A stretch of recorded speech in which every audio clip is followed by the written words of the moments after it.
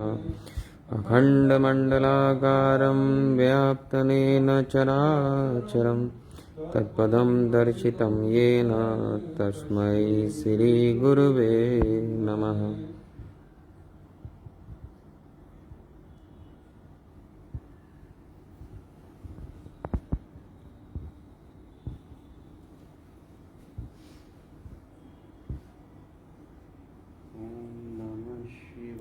ओम नमः शिवाय, ओम नमः शिवाय, ओम नमः शिवाय, नमः शिवाय, ओम नमः शिवाय, नमः शिवाय, ओम नमः शिवाय, नमः शिवाय, ओम नमः शिवाय, नमः शिवाय, ओम नमः शिवाय, ओम नमः ओम नमः शिवाय, ओम नमः शिवाय, ओम नमः शिवाय, शिवाय, ओम नमः शिवाय, ओम नमः शिवाय, ओम नमः शिवाय, नमः शिवाय, ओम नमः शिवाय, ओम नमः शिवाय, शिवाय, ओम नमः शिवाय, ओम नमः शिवाय, ओम नमः शिवाय।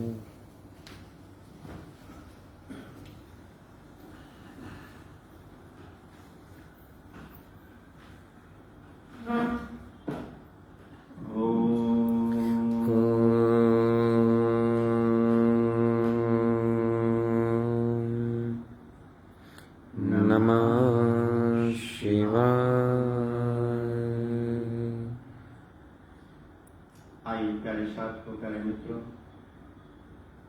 संध्या की इस पावन वेला में नित्य प्रति की तरह हम सभी साधक मिलकर सर्वप्रथम अपने अपने गुरुदेव भगवान और इष्ट देव की शरण में चलें और उन्हें प्रणाम करके आशीर्वाद प्राप्त करें। इस प्रकृति में चाहे भौतिक क्षेत्र हो या आध्यात्मिक क्षेत्र, हर क्षेत्र की कार्य सफलता गुरुदेव भगवान और इष्ट देव की कृपा पर ही निर्भर है। तो सभी साधक अपने शब्दों से अपनी श्रद्धा के अनुसार अपने दोनों हाथ जोड़कर नेत्र बंद करके प्रार्थना में उतरेंगे। कोई भी साधक किसी के उधार शब्दों का इस्तेमाल नहीं करेगा। प्रार्थना अपनी प्रेम, अपनी भावना, अपनी श्रद्धा से करना और अपने गुरुदेव का आह्वान करना। अगर आप पूरे हृदय से अपने गुरुदेव को पुकारेंगे तो परमात्मा मैसेंजर बनकर आपकी प्रार्थना को आपके गुरुदेव तक पहुंचा देंगे। तो आइए सभी मिलकर ध्यान में उतरने से पहले प्रार्थना में उतरें। आइए।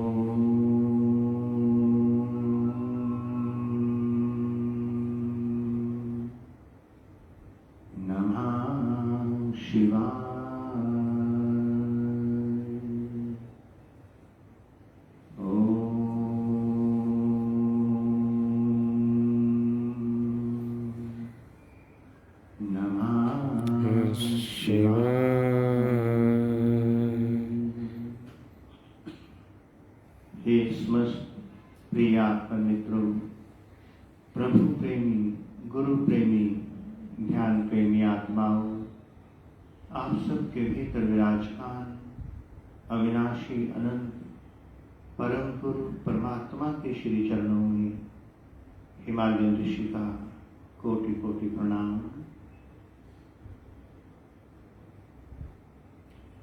आइए प्यारे साथ को, प्यारे मित्रों, हम सभी मिलकर संध्या की इस पावन वेला में बैठकर, अमृत वेला में बैठकर स्वयं के भीतर विराजमान परम गुरु परमात्मा की ओर चलें। अंतस ध्यान, अंतस स्नान की ओर चलें। ये ध्यान का मंदिर प्रेम मंदिर है और इस प्रेम के मंदिर में आप अकेले ही प्रवेश करना। जन्म के पश्चात आपको जो जो भी मिला, मन, बुद्धि, इंद्रियां, ज्ञान, विज्ञान, सिद्धांत, नियम, धारणाएं, मान्यताएं, बाहर के गुरु, ज्ञान, मंत्र, किताबें, संबंध, जो भी आपको मिला, उस सारे संसार को वापस संसार की ओर लौटा दें और एक निर्मल, पावन, पवित्र आत्मा होकर नवजात शिशु की तरह खाली पात्र लेकर स्वयं के भीतर अपने परम गुरु की ओर चले आए, ध्यान प्रेम मंदिर की ओर चले आए। बिल्कुल ढीले ढाले बैठना, शरीर में किसी तरह की कोई अकड़ ना हो। ये मानव देह परमात्मा का सर्वोत्तम उपहार है, जो परमात्मा ने हम सबको दिया। ये देह उस परमात्मा की अमानत है। इसे किसी तरह का कोई कष्ट ना हो, इसका ध्यान रखना। बिल्कुल ढीले ढाले रिलैक्स होकर बैठना। कोई जरूरत नहीं कि आपकी कमर सीधी हो, गर्दन सीधी हो। ये सब किताबी बातें हैं, इनका कोई अस्तित्व नहीं है। एक दीवाने मस्ताने की तरह, एक पागल की तरह मस्त होकर बैठना।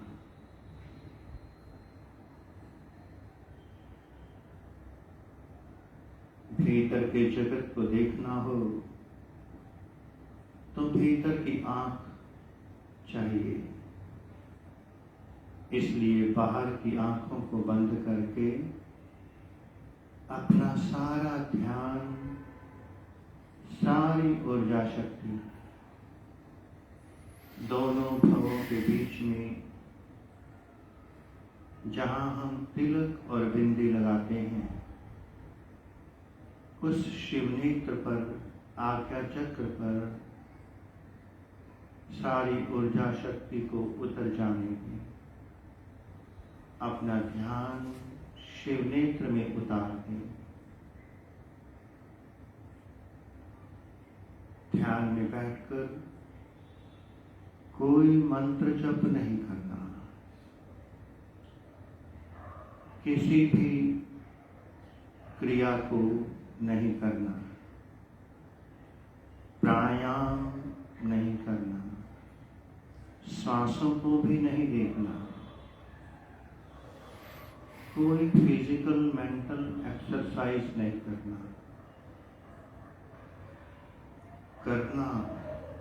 हमारे अहंकार का प्रतीक है। अहंकारी इंसान परमात्मा के द्वार तक नहीं पहुंच सकता। नवजात शिशु की तरह समर्पित हो जाएं। कई जन्मों से हम अपने भीतर बैठे परम गुरु को छोड़कर बाहर के नश्वर गुरुओं के पीछे भागते रहे और उनसे मिला हमें केवल इंफॉर्मेशंस, बाहरी ज्ञान, उधार का ज्ञान।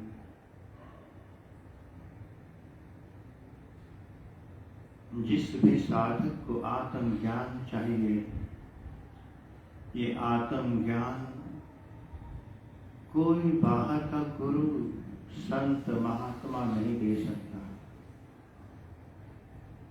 ये आत्म दर्शन, आत्म ज्ञान आपको आपके भीतर बैठा परम गुरु परमात्मा ही दे सकता है।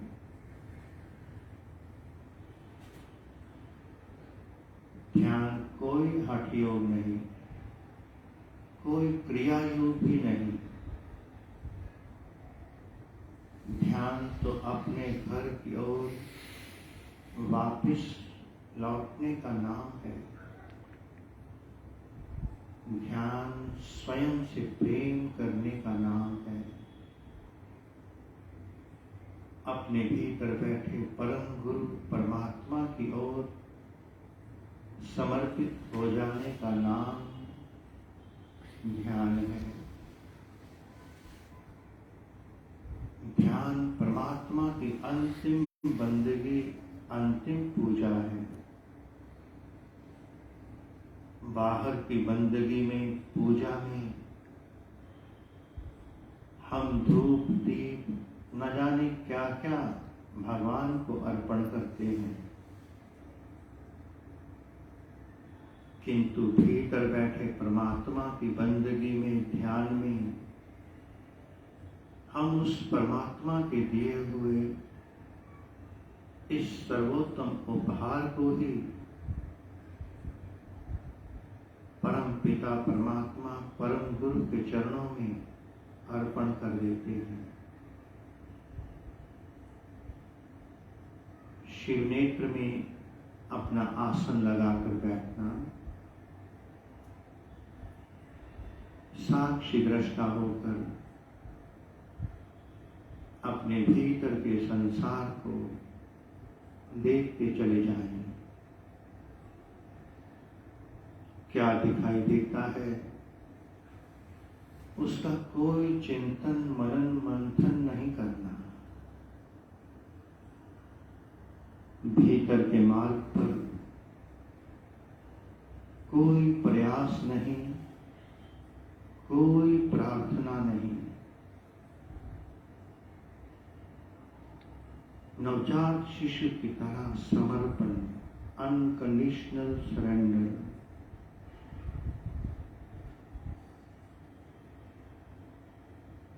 जैसे नवजात शिशु को कोई भाषा का ज्ञान नहीं, कोई मंत्र नहीं जानता,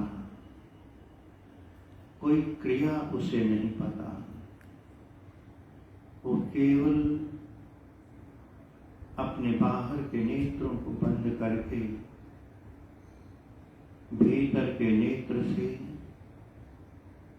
अपने भीतर के परमात्मा से जुड़ा रहता है। आप भी पुनः से अपने भीतर नवजात शिशु को प्रकट होने दें।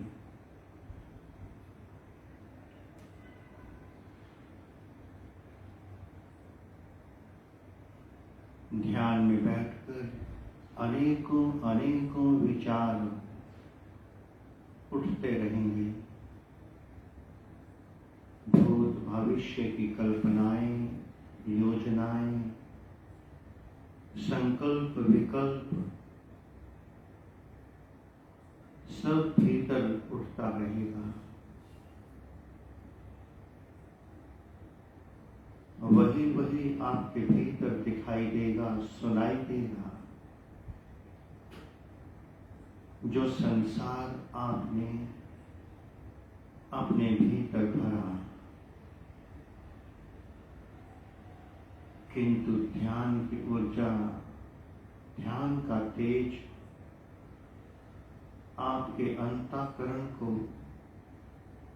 पुनः से खाली करता जाएगा। केवल साक्षी दृष्टा होकर वॉचमैन की तरह,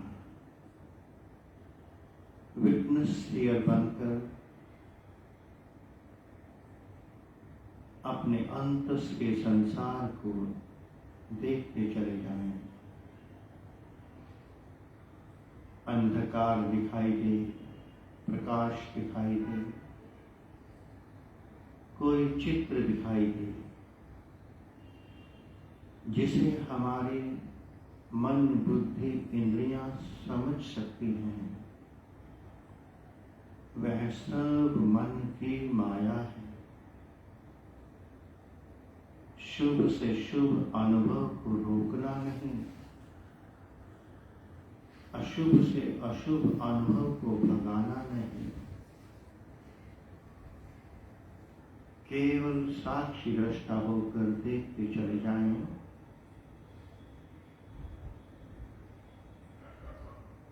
ध्यान में बैठकर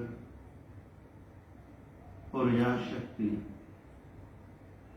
मूलाधार से उठकर अपने आप आकाश की ओर, शिवनेत्र की ओर बढ़ने लगती है। बिना किसी प्रयास के, प्रार्थना के ये ऊर्जा शक्ति ऊर्ध्वगामी होती है। इसे ऊर्ध्वगामी होने देना, केवल देखना,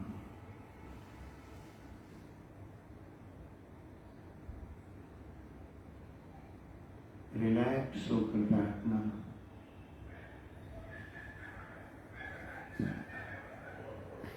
बैठे बैठे टांगे थकने लगें, आसन बदल लेना, चिंता नहीं करना, ध्यान में कोई अंतर नहीं आएगा।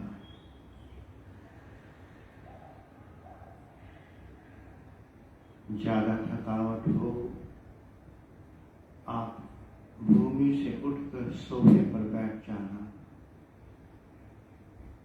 ध्यान तो हम सब के भीतर का सूक्ष्म शरीर का विषय है, अंतस का विषय है। शरीर माध्यम मात्र है।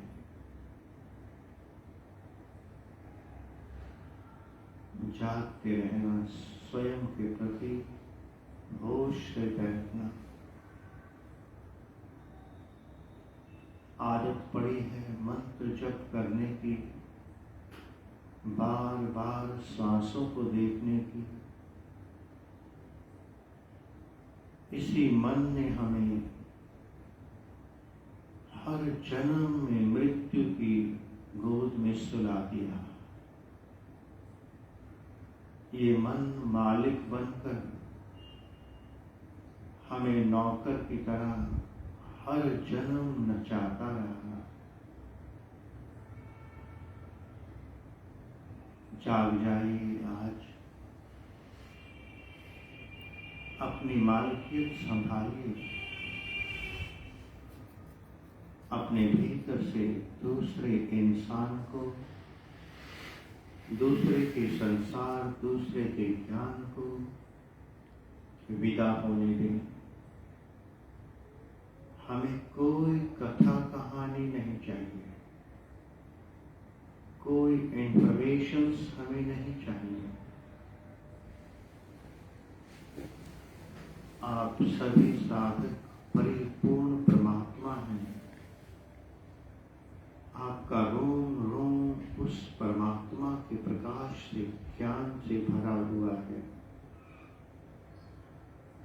बाहर से किसी उधार ज्ञान की किसी को कोई आवश्यकता नहीं। जिस दिन आप जाग जाएंगे उस दिन पता चलेगा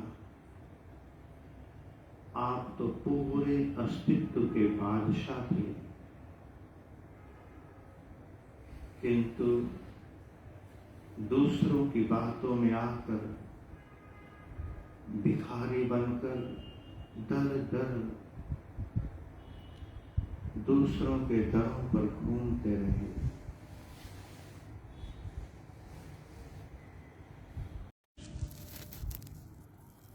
केवल भूल गया है अपने आप को। लौटिए वापिस अपने परम गुरु की ओर, अपने सच्चे घर की ओर लौटिए, जहां मृत्यु बहुत, शरीर बिल्कुल हल्का होने लगेगा, निढाल बेढाल होकर गिरने लगेगा, गर्दन दाएं बाएं नीचे झुकने लगेगी, शरीर को नहीं संभालना, शरीर को अपनी मस्ती में झूमने देना, गिरने देना शरीर को। आप केवल अपने आप को संभालना, ध्यान का ध्यान रखना।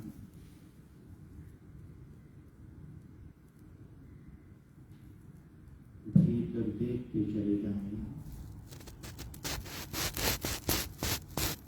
ध्यान की ऊर्जा, शिवनेत्र का तेज प्रकाश आपके अंतःकरण को बिल्कुल खाली करता जाएगा।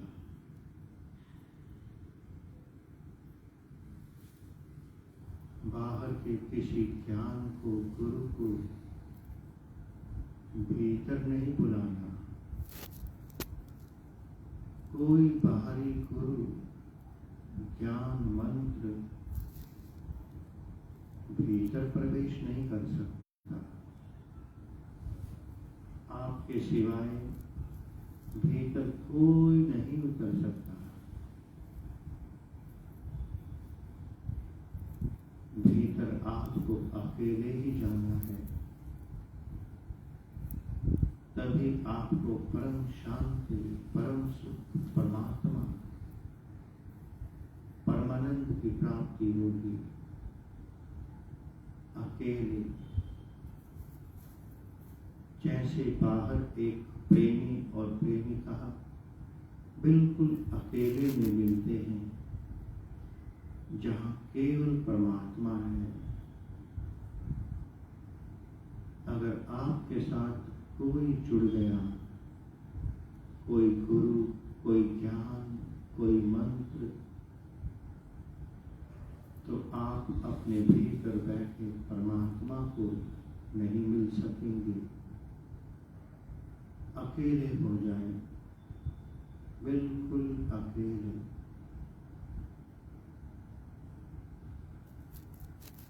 कोई एक्सरसाइज नहीं,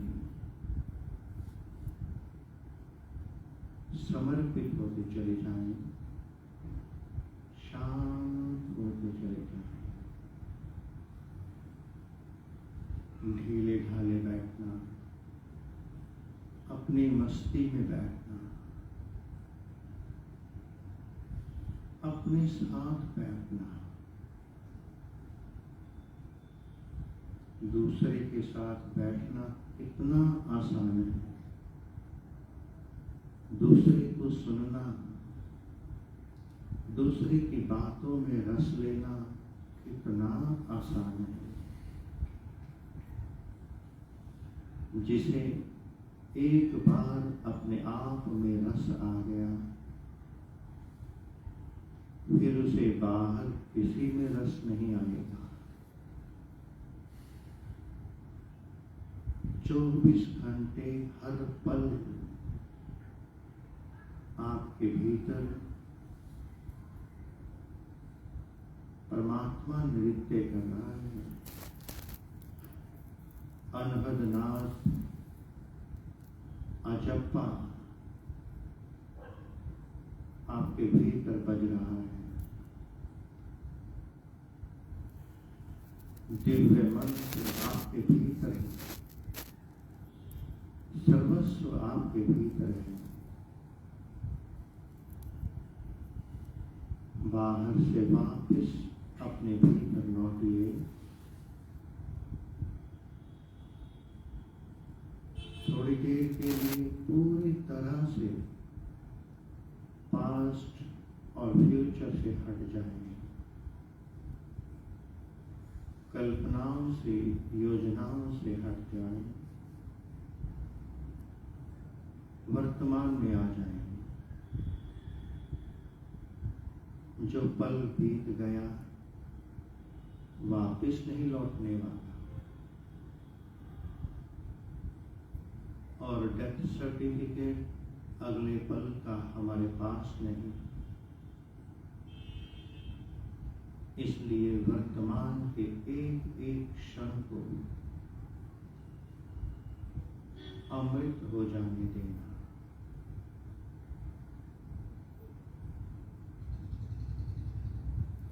तन मन से मौन होकर अपने भीतर बैठे प्रभु को, परम गुरु को समर्पित हो जाए। शांत और गहरे और भीतर कई जन्मों से बहुत मंत्र जपे,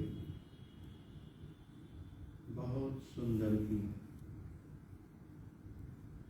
अनेकों जन्मों से अनेकों तीर्थों में गए, स्नान किया, मंदिर, गुरुद्वारे, मस्जिद, चर्च गए, बहुत सुंदर किया, बहुत यात्रा कर ली बाहर की। आज अपने भीतर बैठे परम गुरु परमात्मा की ओर चले। आपके भीतर शिव नेत्र में त्रिवेणी है, पिंगला, पीड़ा, सुषुम्ना की, महासंगम, महाप्रयाग आपके शिव नेत्र में है। बाहर के प्रयाग में, संगम में, बाहर की गंगा, यमुना, सरस्वती में केवल आपका तन धुलता है, मन मलिन रहता है। सारे विकार, काम, क्रोध, लोभ, मोह, अहंकार, ईर्ष्या, द्वेष, घृणा, निंदा, इन सब के साथ मन जुड़ा है। बाहर के जल से ये मन नहीं धुल सकता।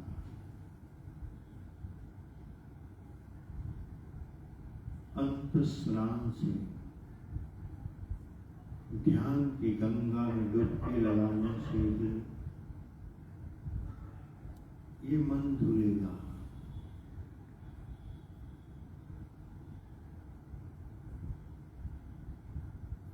साक्षी दृष्टा होकर बैठना, भीतर की ऊर्जा शक्ति को आकाश की ओर बढ़ने देना।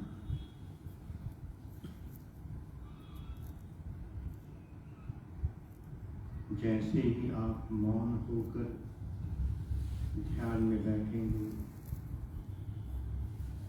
उसी पल आपको पता चलेगा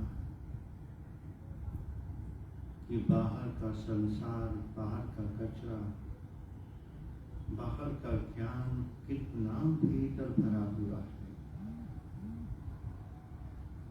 आइए हम सभी मिलकर थोड़ा मौन होकर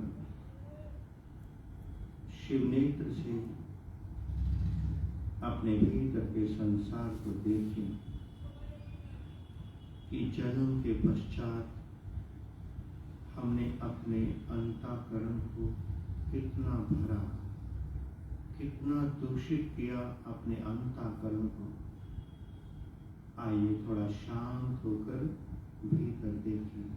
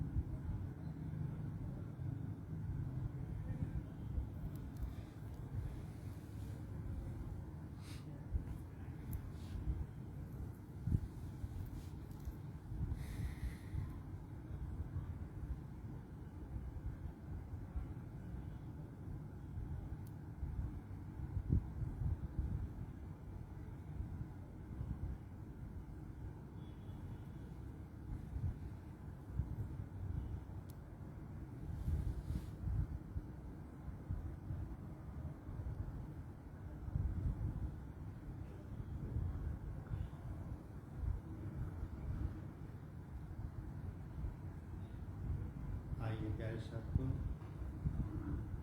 ध्यान की धारा से पुनः प्रकृति की ओर लौटें। सभी साधक अपनी दोनों हथेलियों को रगड़कर अपने मुखमंडल पर फेर लेंगे।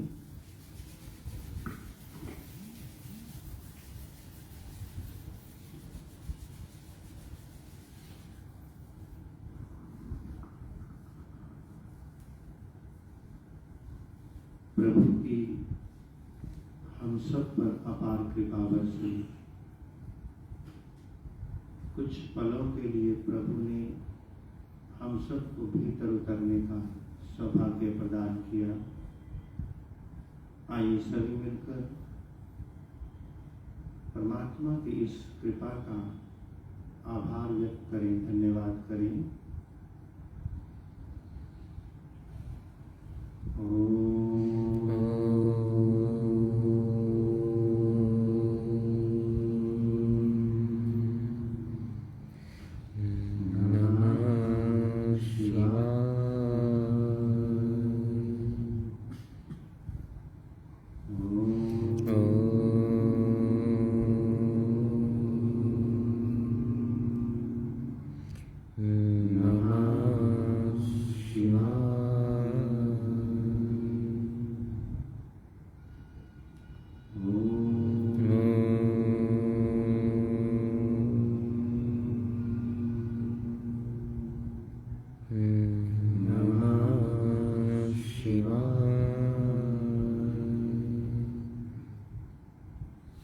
पुनः से आप सबके भीतर विराजमान अविनाशी अनंत परम गुरु परमात्मा के श्री चरणों में हिमालय ऋषि का कोटि कोटि प्रणाम और संपूर्ण ब्रह्मांड में विराजमान समस्त देवी देवताओं, समस्त ऋषियों, मुनियों, गुरुजनों, संत महापुरुषों की ओर से आप सबको शुभ आशीष, शुभ मंगल कामना। प्यारे साथियों, आप में से किसी का अध्यात्म से जुड़ा हुआ, ध्यान से संबंधित कोई प्रश्न, जिज्ञासा हो तो पूछ सकता है। किसी का कोई प्रश्न?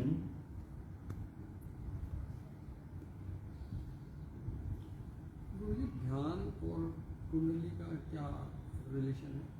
हाँ जी, ध्यान का कुंडली जो कुंडली से क्या रिलेशन है? कुंडली शक्ति हम सब के भीतर विराजमान माता भगवती का स्वरूप है और ध्यान की ऊर्जा से और भगवान शिव की कृपा से, शिव नेत्र की कृपा से वो कुंडली शक्ति जागृत होती है। कुंडली शक्ति समस्त रिद्धियों सिद्धियों के साथ हम सब के भीतर मूलाधार में विराजमान रहती है। किंतु जब तक शिव नेत्र में विराजमान परमात्मा की आज्ञा ना हो, तब तक ये कुंडली शक्ति जागृत नहीं होती। और जब तक साधक ध्यान में उतरकर अपने अंतःकरण को एक बालक की तरह निर्मल, पावन, पवित्र नहीं करता, तब तक हमारे भीतर बैठे परम पिता परमात्मा, परम गुरु उस महाशक्ति कुंडलिनी शक्ति को जागृत होने की आज्ञा नहीं देते। और बिना कुंडलिनी शक्ति के जागृत हुए कोई भी साधक बुद्धत्व को उपलब्ध नहीं हो सकता। मोक्ष, मुक्ति को, समाधि को उपलब्ध होना हो तो कुंडलिनी शक्ति का जागृत होना परम आवश्यक है। और कुंडलिनी शक्ति जागृत करनी हो, अपना आहार, व्यवहार, अपने विचार शुद्ध करने होंगे। एक एक पल अपने जीवन का जागृत होकर होश और विवेक के साथ जीना होगा। अपनी इच्छाओं और अपनी वासनाओं पर नियंत्रण करना होगा।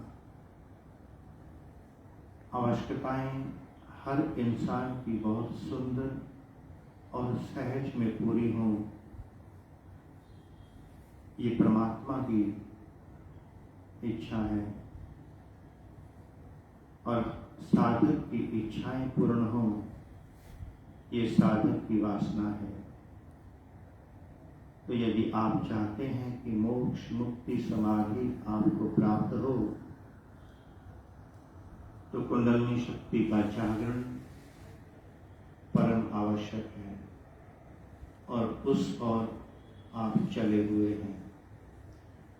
जब तक कोई साधक बाहर की फिजिकल मेंटल एक्सरसाइज से हटकर, बाहर के मंत्र, बाहर के ज्ञान गुरुओं से हटकर अपने भीतर बैठे परम गुरु परमात्मा की ओर, ध्यान की ओर नहीं मुड़ता, तब तक कुंडलिनी शक्ति का जागरण नहीं हो सकता।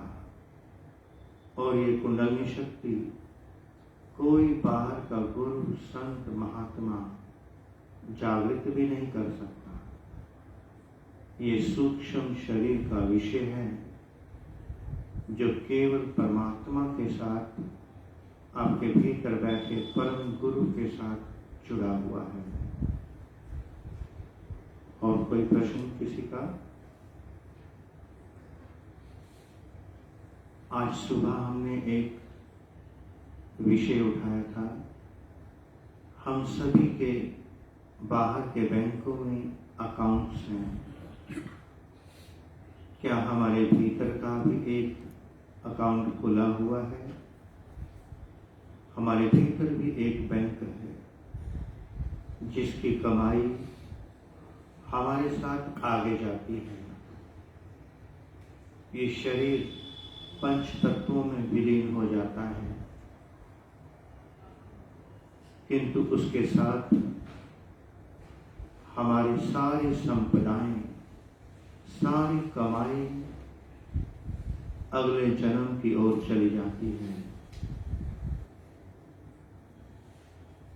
वो हमारे नेगेटिव हो या पॉजिटिव, शुभ हो या अशुभ, सारी कमाई हमारे साथ आगे जाती है। तो हम सभी साधकों को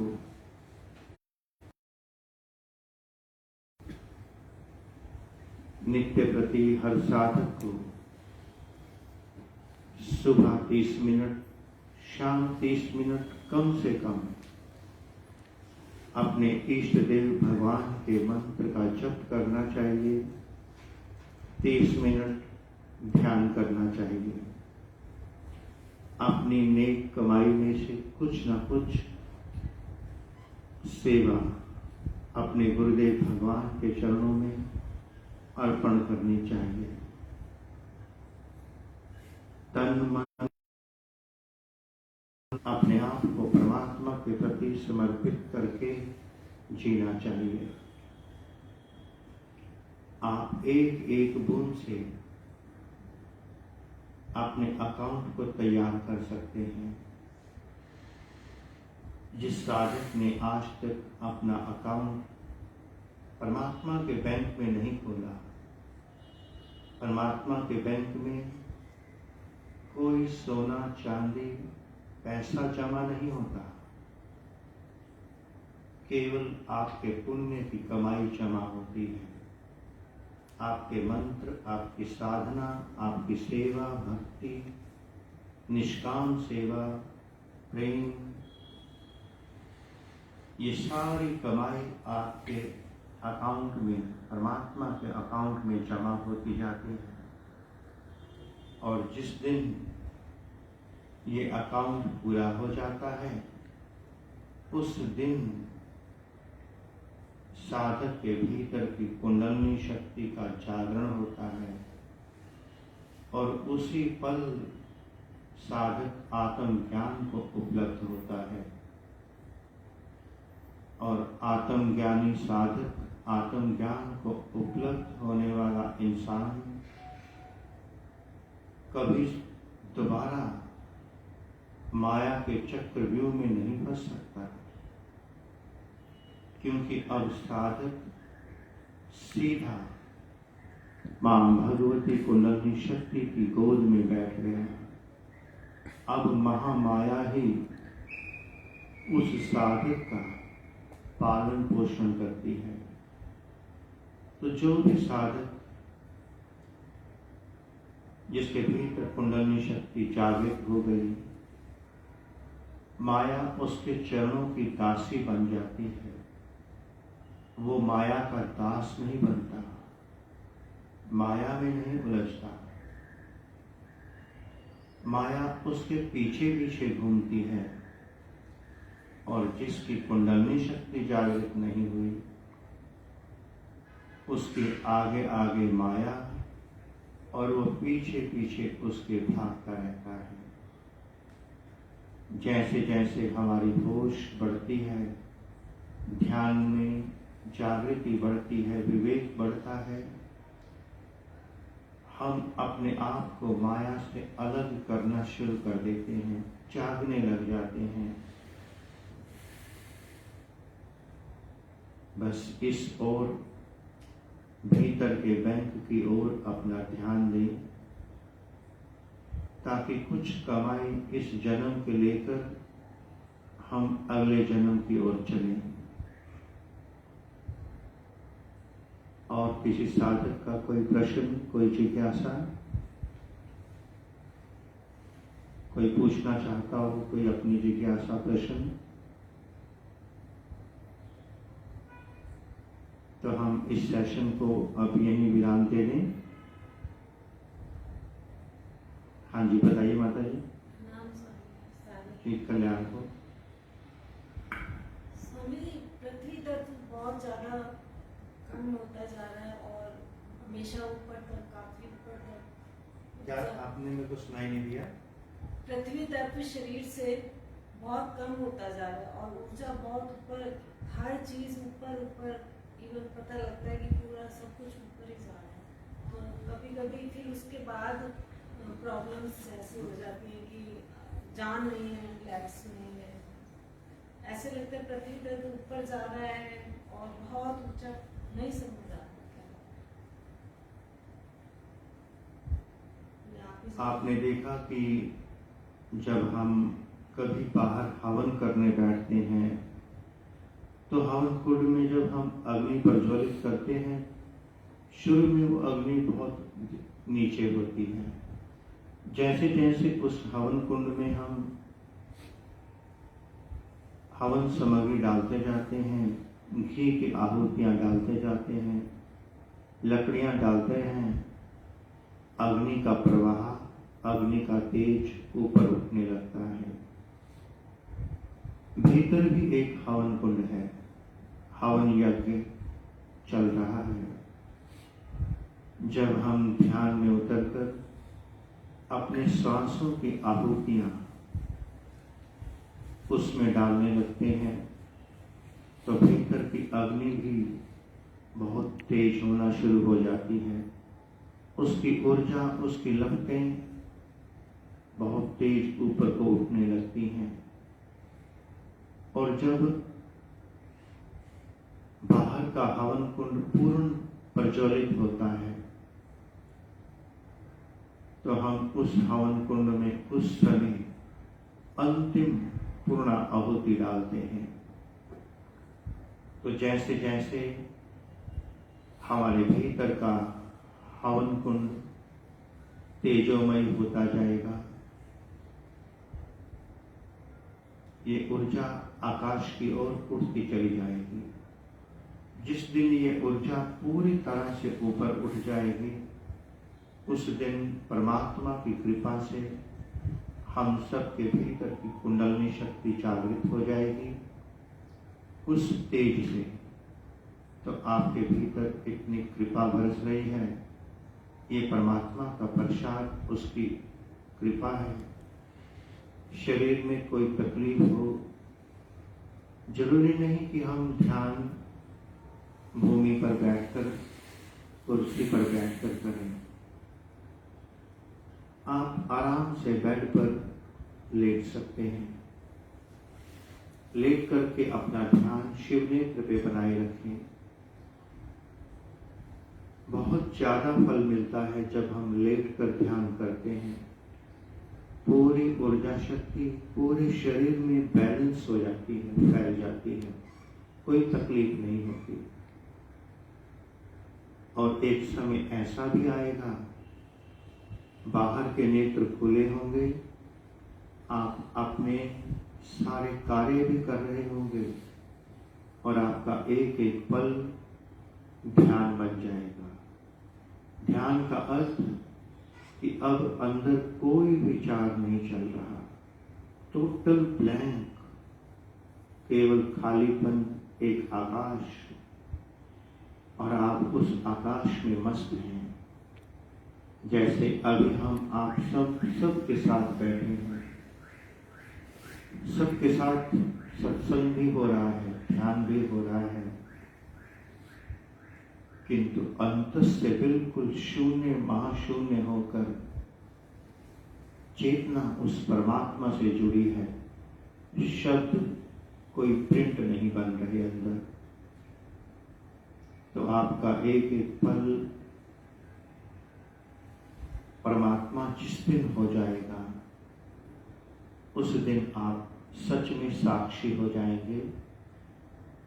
जिस दिन साक्षी होंगे, उस दिन शिकायत आपके जीवन से सदा के लिए विदा हो जाएगी। फिर ना पाप दिखाई देगा, ना पुण्य, ना शुभ, ना अशुभ। फिर आप परमात्मा हो जाएंगे। हर कण कण में वही दिखाई देगा। कंस में भी परमात्मा, कृष्ण में भी परमात्मा, राम में भी परमात्मा, रावण में भी परमात्मा। फिर ना निंदा दिखाई देगी, ना स्तुति, ना शुभ, ना अशुभ। केवल एक निरंकार परम ब्रह्म परमात्मा। ये स्थिति ध्यान के माध्यम से हर साधक को उपलब्ध होगी, किंतु उसके लिए उसे अपना एक एक पल पूरी होश से जागृत होकर जीना पड़ेगा। भीतर काम उठे, उसके प्रति अपने आप से पूछना पड़ेगा, क्यों? क्रोध उठे तो क्यों उठा?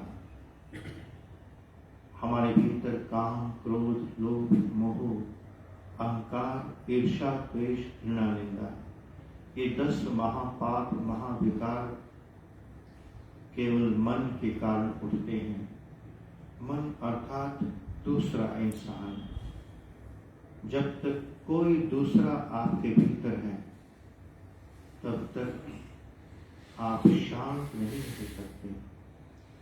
इसलिए हर दूसरे को, वो दूसरा चाहे बाहर का गुरु ही क्यों ना हो, बाहर का कोई मंत्र हो, बाहर की कोई किताब हो, जब तक कांटा अंदर रहेगा, चुभता ही रहेगा।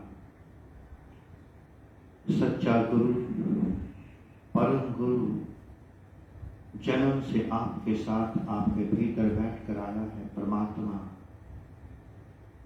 और आप अपने भीतर बैठे परम गुरु परमात्मा को छोड़कर दूसरे के गुरु से जुड़ रहे हैं, दूसरे इंसान से, दूसरी किताब से। जीवन तो अशांत होना ही है। इसलिए अगर आप चाहते हैं कि आपकी ऊर्जा शक्ति आकाश को, सहस्त्रार को स्पर्श करे, अपने जीवन से दूसरे को सदा के लिए विदा कर दें, यही एकमात्र आपके प्रश्न का उत्तर है। ओम नमः शिवाय। हाँ जी बोलिए। ओम नमः शिवाय। जी सारे कहते हैं ध्यान लगाओ। हाँ जी। सभी संत कहते हैं ध्यान लगाओ। जी। ध्यान लगता ही नहीं है। कोशिश करें भी तो भी मतलब विचार तो, सोच, तरह तरह के विचार आते हैं मन में। ऐसा कोई आसान या युक्ति है कि जिससे हमारा ध्यान लग जाए? हमने तो आज तक नहीं कहा कि ध्यान लगाओ। मैंने तो कभी नहीं कहा आपको ध्यान लगाओ। आप ध्यान क्यों परमात्मा लगाओ? तक पहुंचने की अंतिम सीढ़ी यही है, सुबह यही बात हुई। मैंने तो कभी नहीं कहा ध्यान लगाओ। लगाने का मतलब है फिजिकल मेंटल एक्सरसाइज से जुड़ जाना। लगाने का मतलब है कि मैं कुछ करना चाहता हूं। हम करने की ओर कोई संदेश नहीं दे रहे, हम केवल आपको साक्षी होने की बात कह रहे हैं। एक छोटे से एग्जाम्पल से आपको समझाते हैं कि ध्यान किसे कहते हैं। बड़े ध्यान से इस प्रश्न को समझ लें, उत्तर को समझ लें। जब तक अंतःकरण खाली नहीं होगा तब तक आप आनंद को उपलब्ध नहीं हो सकते, परम शांति को उपलब्ध नहीं हो सकते। अब जो सारा संसार अंदर भरा गया गलती से या जानबूझकर, भीतर किताबें भरती चली गई, ज्ञान मंत्र क्रियाएं, जब तक ये दूसरा हमारे जीवन से नहीं निकलेगा तब तक बात नहीं बनेगी। ध्यान ही एकमात्र माध्यम है दूसरे को विदा करने का। यहां हम दो एग्जाम्पल देंगे, दोनों बाहर के एग्जाम्पल हैं, किंतु बाहर के एग्जाम्पल पूरी तरह से तो भीतर फिट नहीं बैठते, इशारा मिल जाता है। आप दिल्ली की सड़कों पर खड़े हैं, आपको सड़क के इस पार से उस पार जाना है, लगातार ट्रैफिक चल रहा है। आप देखते हैं ये बस गई, उधर से एक कार गई। क्या आप कभी बस का नंबर नोट करते हैं कि कौन सी बस गई, कितनी सवारियां उसमें, कहां जा रही है? कभी ध्यान दिया? आपका विषय क्या है? इस पार से उस पार जाना। कोई ट्रैफिक, स्कूटर, मोटरसाइकिल, बस, कार, ट्रक आता रहे, जाता रहे, आपका विषय इस पार से उस पार जाना है। कौन से रंग की कार गई, क्या नंबर, कौन चला रहा है, कितने लोग बैठे, कहां से आई, कहां गई, हिसाब किताब तो नहीं रखते। आप प्रतीक्षा करते हैं किनारे खड़े होकर। सुबह बहुत रश था, शाम होती चली गई, अब ट्रैफिक कम होता गया क्योंकि आपने लगातार 10 घंटे खड़े होकर प्रतीक्षा की सड़क के किनारे, केवल देखते रहे ट्रैफिक को और प्रतीक्षा की कि कब ये ट्रैफिक खत्म हो और मैं सड़क पार कर लूं। शाम से रात हुई, 9 बजे, 10 बजे, रात के 11-12 बजते बजते ट्रैफिक बिल्कुल शून्य हो गया। अब आप ना दाएं देख रहे हैं ना बाएं, ना पास्ट ना फ्यूचर, क्योंकि बचा ही नहीं कुछ देखने को। कुछ बचेगा, कोई वाहन आता जाता दिखाई देगा, उसका हॉर्न सुनाई देगा, तभी तो आप उसे देखेंगे। अब कोई पास्ट नहीं बचा, फ्यूचर नहीं बचा।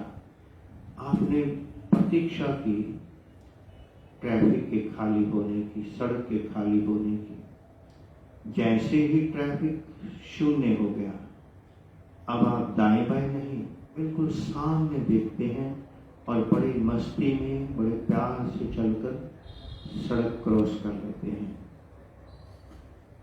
ठीक इसी तरह से आप ध्यान में बैठते हैं, शिव नेत्र पर अपना आसन लगा लेते हैं। ट्रैफिक शब्दों का, विचारों का आ रहा है, जा रहा है। अगर आप बाहर के नेत्र बंद करके शिव नेत्र से देखते रहेंगे, समय लगेगा, क्योंकि कई जन्मों से अंदर भरता चला गया। एक समय के बाद जैसे बाहर की सड़क शून्य हो गई, शांत हो गई, ठीक वैसे ही जब आप लगातार ट्रैफिक को डिस्टर्ब नहीं करेंगे, रोकेंगे नहीं, पूछेंगे नहीं तुम कौन हो, कहाँ से आए हो, क्यों आए हो, कहाँ जाना है, अंदर के विचारों को भी साक्षी होकर देखना। धीरे धीरे सारे पास्ट, फ्यूचर, कल्पनाएं, योजनाएं, ये सब एग्जिट होते जाएंगे। शिव नेत्र एक ऐसा एग्जिट द्वार है जहां से सारे विचार बाहर को निकल रहे हैं। और एक दिन ऐसा आएगा, वो दिन कब आएगा ये तो प्रभु जाने। ऐसा आएगा कि भीतर कोई ट्रैफिक नहीं होगा और आप शांत बैठे होंगे, आनंदित बैठे होंगे। समय लगेगा, वो होगा, अवश्य होगा, सबके साथ होगा।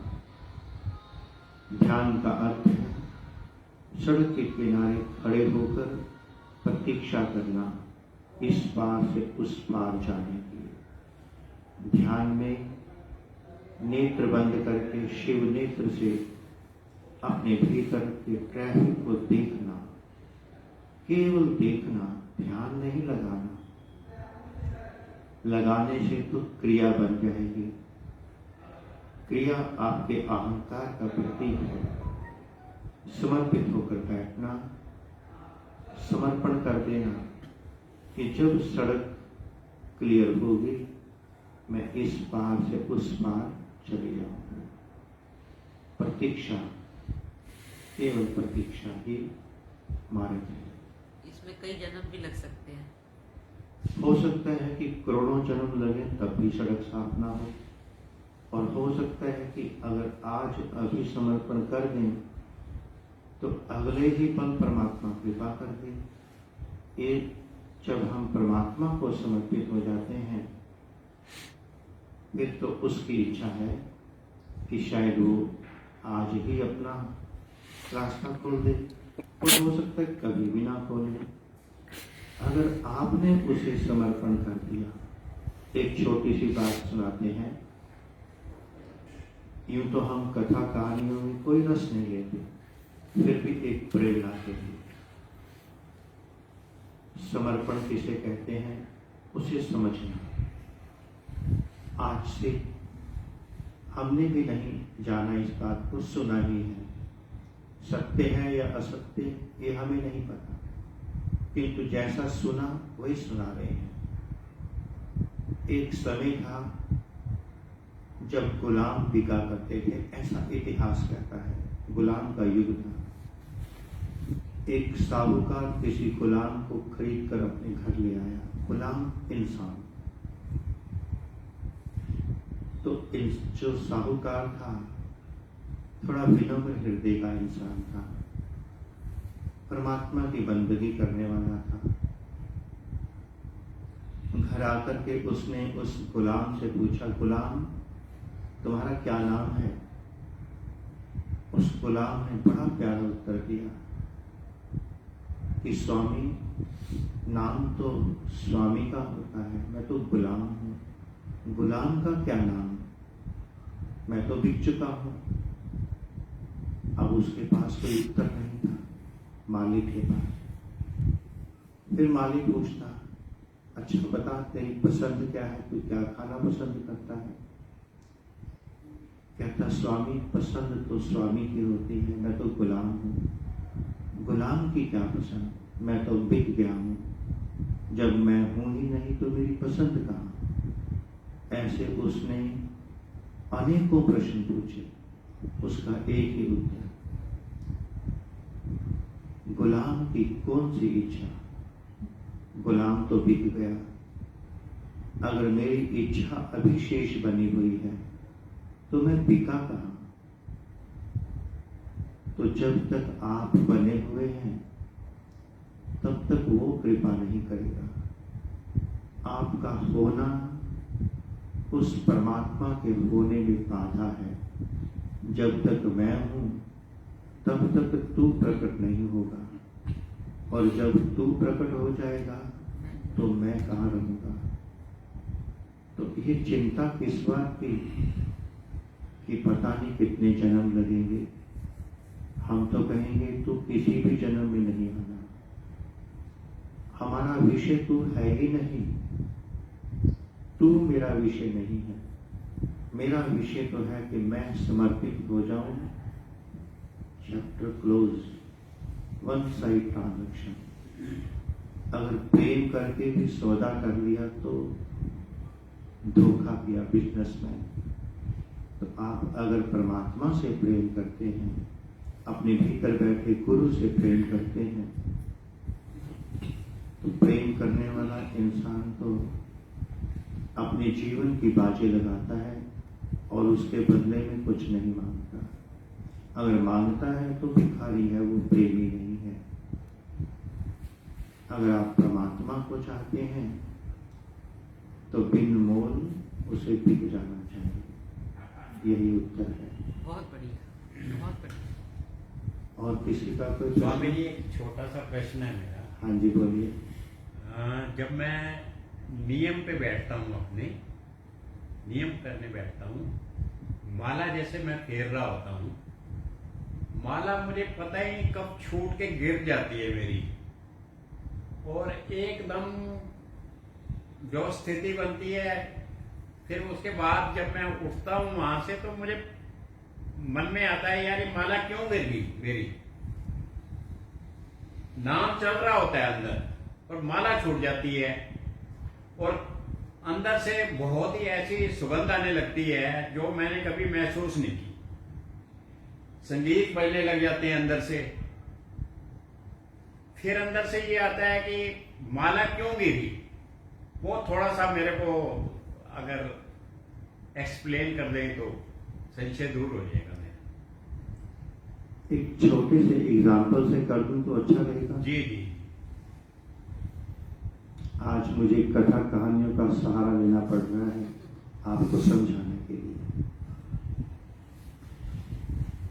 मैंने टीवी में एक सीरियल देखा था भगवान श्री कृष्ण का और सुदामा का। सुदामा इतनी दूर से चलकर भगवान को मिलने गया। भगवान कृष्ण और सुदामा दोनों आमने सामने खड़े हैं, किंतु भगवान ने उसे गले से नहीं लगाया। ऐसा सीरियल में दिखाया गया। सुदामा के मन में आ गया, जबकि सुदामा कहते हैं ब्रह्मज्ञानी था। सुदामा के मन में आ गया कि शायद मेरा दोस्त जो भगवान है, पता नहीं उसके मन में कुछ बदलाव तो नहीं आ गया। किंतु ब्रह्मज्ञानी था सुदामा। उसने अपनी अंतरात्मा में झांका। उसने हाथ में एक डंडा पकड़ा हुआ था। जब तक इंसान किसी भी सहारे को पकड़कर खड़ा रहेगा, परमात्मा उसे स्वीकार नहीं करता। उसे एकदम से समझ आई कि कृष्ण ने मुझे अपने गले से क्यों नहीं लगाया, वो मेरा परम मित्र है, उसने मुझे स्वीकार क्यों नहीं किया। उसने देखा मेरे हाथ में एक डंडा है, मैंने डंडे का सहारा लिया हुआ है। उसने डंडे को छोड़ा। उसी समय भगवान श्री कृष्ण ने दोनों बाहें फैलाकर अपने मित्र को अपने गले से लगा लिया, क्योंकि उसने पूरा समर्पण कर दिया। अब उसके भीतर कोई दूसरा सहारा नहीं रहा। ठीक वैसे ही जिस इंसान पे परमात्मा कृपा करता है, उसके सारे सहारे खींच लेता है। आप माला का सहारा लेकर बैठे, किंतु आपकी अंतरात्मा जो हम देख पा रहे हैं, एक योगी से कम नहीं है, एक धर्मात्मा, एक साधु से कम नहीं है। भले ही आप ग्रस्त धर्म में हैं, किंतु आप बहुत ऊंची स्थिति के मालिक हैं। परमात्मा ने देखा कि मेरा बालक बहुत अच्छा है, पवित्र है, सब है, और वो मेरे से मिलना चाहता है। उसने आपकी माला को आपके हाथ से छुड़ाकर नीचे फेंक दिया। माला गिरी, आप उसके साथ जुड़ गए। पहले आप माला से जुड़े हुए थे, चेतना माला में थी, किंतु परमात्मा ने आपकी माला छुड़ाकर आपको अपने आप से जोड़ दिया, ध्यान में उतार दिया, समाधि में उतार दिया, जहाँ संगीत, सुगंध, आनंद, जहाँ परमात्मा होगा वहाँ दिव्य गुण तो होंगे ही। और जब तक वो माला बनी रहेगी तब तक वो नहीं उतरता। तो इसलिए जो भी साधक भीतर उतरना चाहता है परमात्मा की ओर, आनंद की ओर, उसे बाहर के फिजिकल मेंटल एक्सरसाइज को विराम देना ही होगा। जो भीतर उतरने जा रहा है, जिसकी तैयारी हो गई, जिसकी पूरी कमाई हो गई है, उसका बाहर का मंदिर, मस्जिद, गुरुद्वारा, चर्च, माला,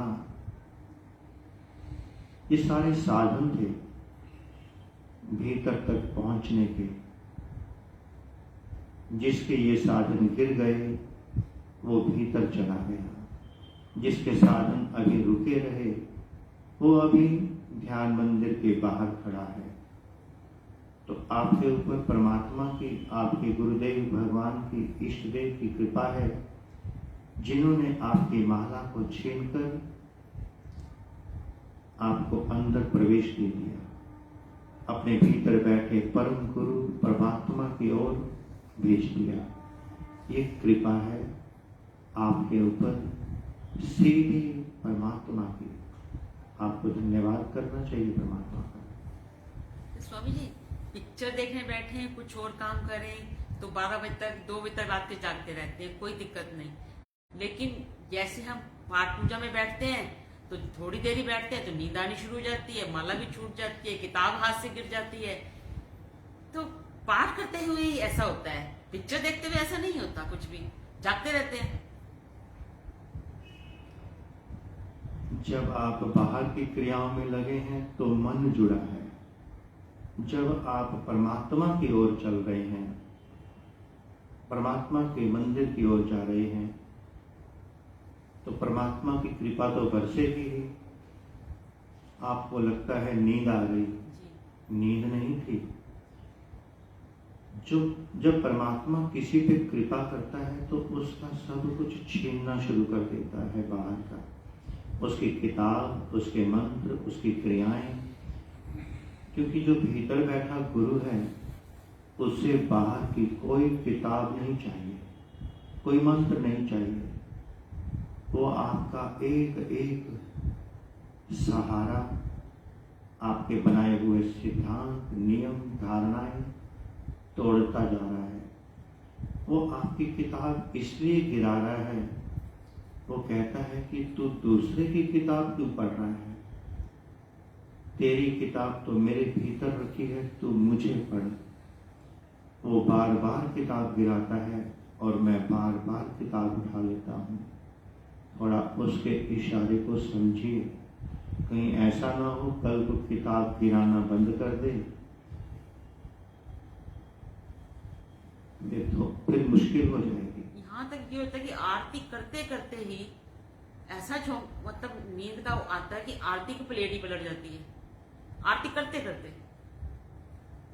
वही तो हम आपसे कह रहे हैं कि वो आपके, जहाँ आप खड़े हैं, आपके सिस्टम को ब्रेक करके वो ये कहता है कि कब तक बाहर की आरती, तेरे भीतर शिव नेत्र में ज्योति जल रही है, तो उस ज्योति से अपने भीतर बैठे परमात्मा की आरती होते हुए देख।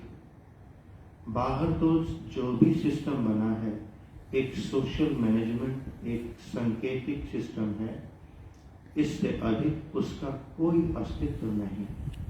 बाहर की धूप बत्ती, बाहर की सुगंध इशारा है कि इससे बेहतर सुगंध भीतर है।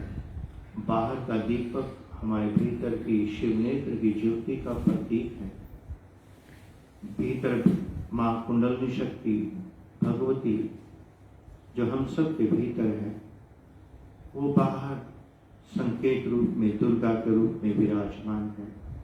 बाहर इशारे दिए गए भीतर मुड़ने के लिए, किंतु हम बाहर के इशारों पर ही रुक गए। तो परमात्मा आपको भीतर मोड़ना चाह रहा है, ये उसकी कृपा है। धन्यवाद करिए अपने भीतर, अपने परमात्मा का। और मेरी एक छोटा सा प्रश्न और था। हाँ जी। थोड़ा है अटपटा सा, पर समझ से थोड़ी मेरी भी बाहर है। बड़ दादा के चक्कर काट रहे थे, जैसे हाँ जी, बड़ दादा होते हैं, बड़ दादा का वृक्ष है ना। वटवृक्ष जी जी, उसके चक्कर काट रहे थे। ऐसे मैं भी काट रहा था, बहुत सारे लोग काट रहे थे। तो मैं एक अलग जगह पे ऐसे आसन बिछाकर ध्यान कर रहा था।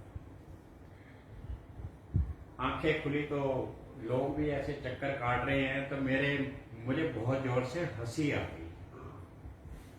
मैंने मेरे मन से आया, अरे पागलों, किसके चक्कर काट रहे हो? तुम्हारे सामने सब कुछ है, बैठा हूं, किसके चक्कर काटते हो? ये संशय सा क्यों ऐसा हो जाता है मेरे साथ?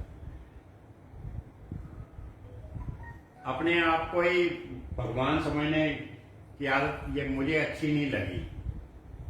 किसके चक्कर काटते हो? मेरे पास आओ, जबकि वो स्थिति नहीं है मेरी, स्वामी जी।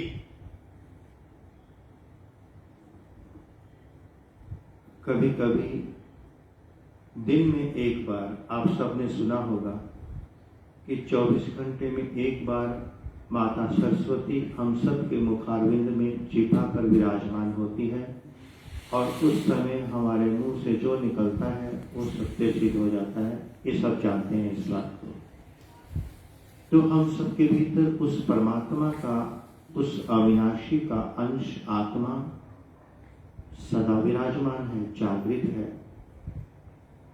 24 घंटे में एक बार हम सब की आत्मा हमें उस अविनाशी परमात्मा का भान कराती है कि तू सर्वशक्तिमान परमात्मा है, भगवान है। वो ये कहती है कि तू इंसान नहीं, तू ही परमात्मा है, तू ही इस सृष्टि का रचयिता है। वो आत्मा इस शरीर को नहीं कह रही, आत्मा अपने भीतर बैठे परमात्मा को कह रही है। आत्मा और परमात्मा का भीतर संवाद होता है 24 घंटे में एक बार, किंतु हम उसे भ्रम समझते हैं, मन की कल्पना समझते हैं, जबकि वो सत्य होता है। तो इसको भ्रम नहीं समझना चाहिए।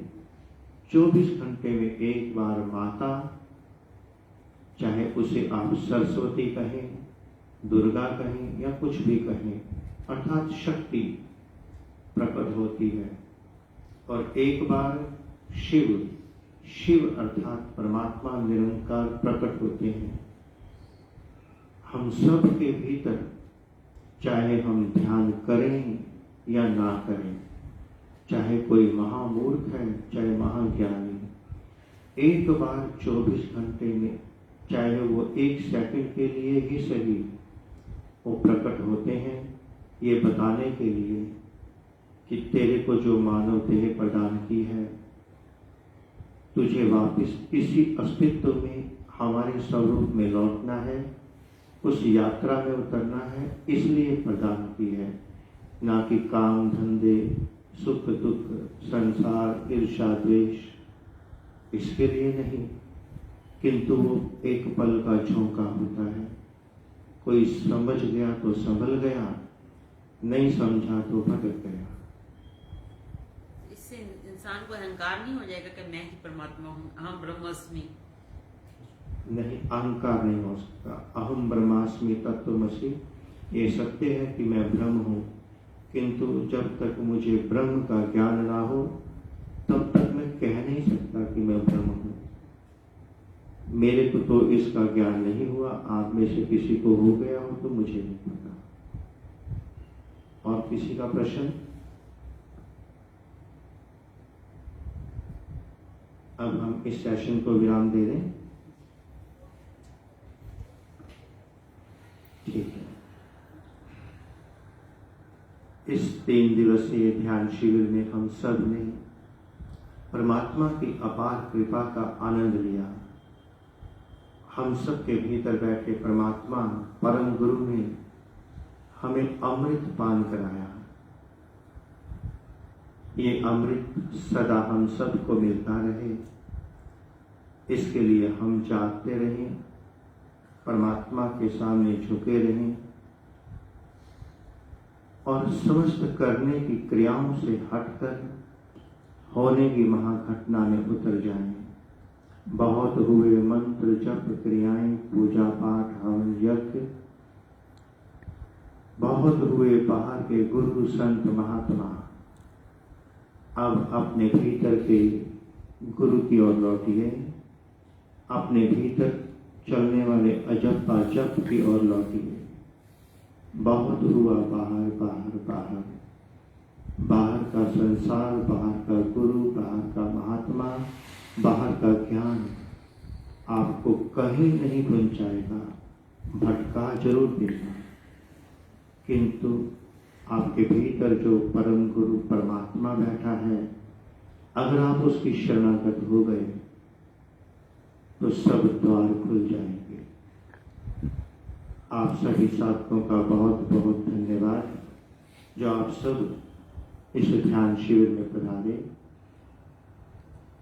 और विशेष आप सज्जन का बहुत धन्यवाद। बहुत पुण्य आत्मा है आप। कल आपके घर में आए, आपसे मिलकर मुझे बड़ी खुशी और आनंद मिला। आप असाधारण इंसान हैं। शायद कुछ शक्तियों का आपको ज्ञान है, कुछ आपकी वाइब्रेशंस ने हमें उसका आभास करा दिया। बहुत अच्छा लगा, बहुत अच्छा लगा। इस सब का श्रेय शील ढींगरा माता जी को, जिसे हम माँ शबरी कहते हैं, उनको जाता है। अब आप सभी साधक, हम सभी साधक मिलकर जो आप भोजन प्रसाद हम अपने घर से बना के लाए हैं, उस प्रसाद को पाएंगे।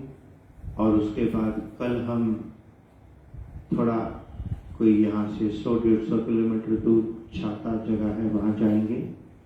और परसों सुबह की ट्रेन हमने बुक की है, चंडीगढ़ प्रस्थान करेंगे।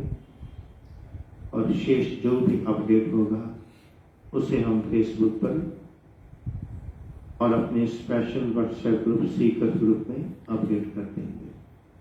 आइए अब सभी हम मिलकर अपने भीतर बैठे परमात्मा को 3 बार ओम नमः शिवाय के माध्यम से धन्यवाद दें। शिविर समाप्त हो रहा है, किंतु ध्यान सदा चलता रहेगा। सुरेश सोमानी जी ने कितना सुंदर काम किया, ध्यान शिविर का आयोजन किया, एक सरोवर बनाया ताकि इसमें आप जैसे हंस आकर मोती चुन सकें। बहुत बहुत धन्यवाद सुरेश सोमानी जी, आपका प्रेम, आपकी सेवा, सुबह से रात तक, रात से सुबह तक आपने और आपके मित्रों ने मिलकर जो प्रेम और स्नेह हम सबको दिया, उसके लिए प्रभु आपको भरपूर भक्ति शक्ति प्रदान करे। आइए 3 बार ओम नमः शिवाय के माध्यम से अपने भीतर बैठे परम गुरु परमात्मा को धन्यवाद करें।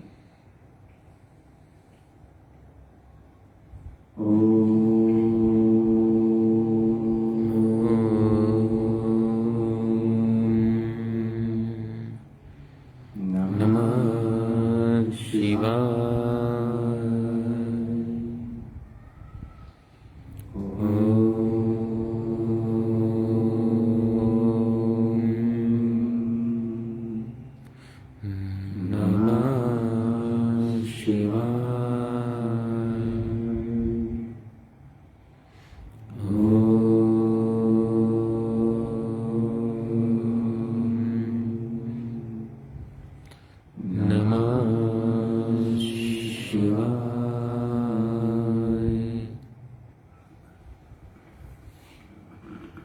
स्वामी जी, सुबह आप जिस प्रकाश पुंज की बात कर रहे थे,